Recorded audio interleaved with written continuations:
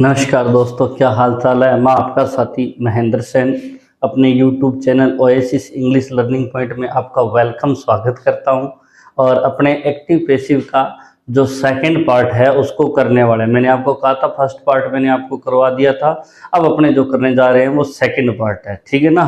तो ध्यान से करना, और अगर आपने फर्स्ट कंप्लीट नहीं देखा है तो फर्स्ट पार्ट को कंप्लीट देखना और उसके बाद में सेकंड को देखना, क्योंकि एक्चुअल में क्या है, दोनों एक दूसरे से जुड़े हुए हैं। यानी कि अगर पहला नहीं किया तो दूसरा समझ में नहीं आएगा, और दूसरा नहीं करेंगे तो आगे जो हम करेंगे वो भी क्लियर नहीं होगा। तो चला आज को अपनो टॉपिक जो नयो पार्ट है एक्टिव पैसिव को वो करने लाग रहा, तो ध्यान समझियो, ध्यान देखियो। अब मैं जो आपको बता रहा हूं कि कुछ वर्ब होती हैं जो डबल ऑब्जेक्ट नहीं लेती है, उसका ऑब्जेक्ट एक ही है। वे किसी वे पहला मैं लिखा दूं था। देखो पहले जो होते हैं जैसे अपॉइंट, मैं वर्ब लिखा रहा हूं appoint, elect, select, nominate, name, क्यों नाम काटना, ठीक है। अपॉइंट है, सेलेक्ट है, इलेक्ट है, नॉमिनेट है, मेक। इन वर्ब के बाद में नॉर्मली आपा के लिखा, ये जो वर्ब होती है इनके बाद में क्या आता है, object.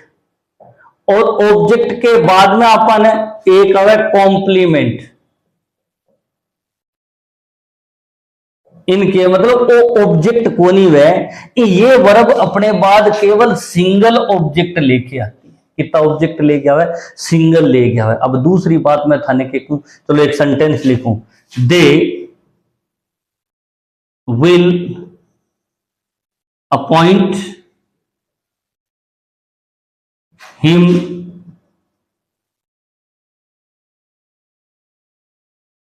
Sarpanch. They will appoint him sarpanch, वे बिन सरपंच बनावेगा, नियुक्त करेगा। जो अपॉइंट है, सिलेक्ट कर लो, इलेक्ट कर लो ना, they will elect him sarpanch. इया कर सका कोई बात को नहीं। अब खास बात क्या है इसके अंदर, दे सब्जेक्ट हो गया, विल अपॉइंट ये अपनी वर्ब हो गई। अब हिम क्या है, ऑब्जेक्ट है, और ये ऑब्जेक्ट नहीं है, ओ ऑब्जेक्ट कोनी, ओके कॉम्प्लीमेंट है। कई बार अपन जब एग्जाम में क्वेश्चन करा तो अपन कहते हैं कि ओ ऑब्जेक्ट है, ओ ऑब्जेक्ट है, डबल ऑब्जेक्ट वाला रोड़ा पड़ा है। क्या नहीं आपने सुना, जैसे he gave me a book. अब ये गेव वर्ब है ना, गिव है, टेक है। अब देखो इस गिव के बाद में ये ऑब्जेक्ट है और ये भी ऑब्जेक्ट है, डबल ऑब्जेक्ट है।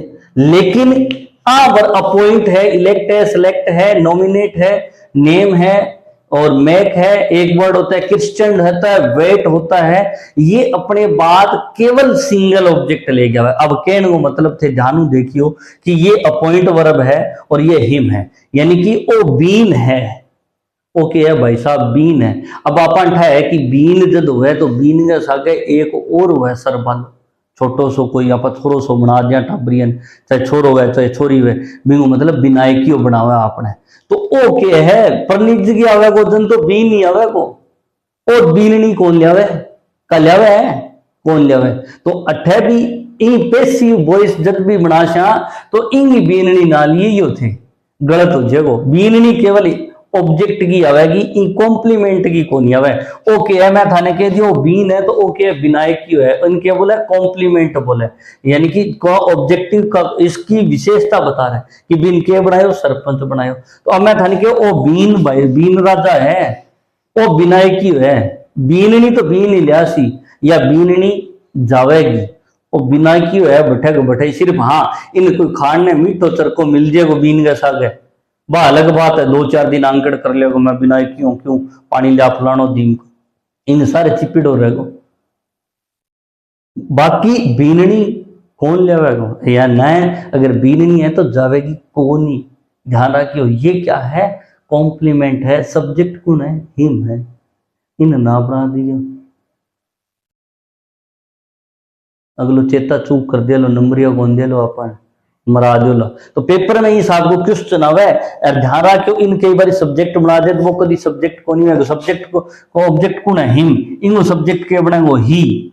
अब थाने के will go, will passive voice बनावा देन के करेंगे be appointed,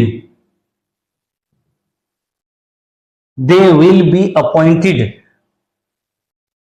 sarpanch bye them, sorry he will be appointed sarpanch, ये बिना किया जी तो अठेगा अठाई रेसी बाय देगो की हो जाएगो देम हो जाएगो। अब के समझ में आयो थाने कि ए जकी वर्ब है अंग केवल एक ही ऑब्जेक्ट है, ओ तो बाद वालों के जो लिखिड़ है वो केवल कॉम्प्लीमेंट है, किसी वर्ब है, अपॉइंट है, इलेक्ट है, सेलेक्ट है, नॉमिनेट है, नेम है, मैक है।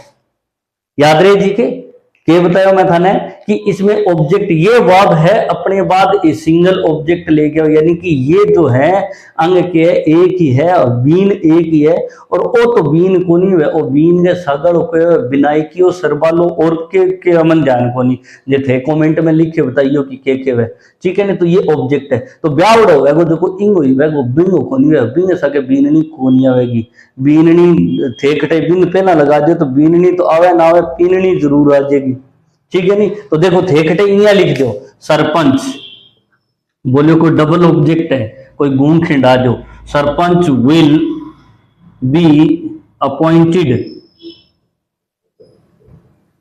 हिम बाय देम, ओ कदी कोनी वे गलत होएगो, ओ कदी सब्जेक्ट कोनी वे, ध्यान रखियो वाक्य गलत होएगो नंबर नहीं मिलेंगे।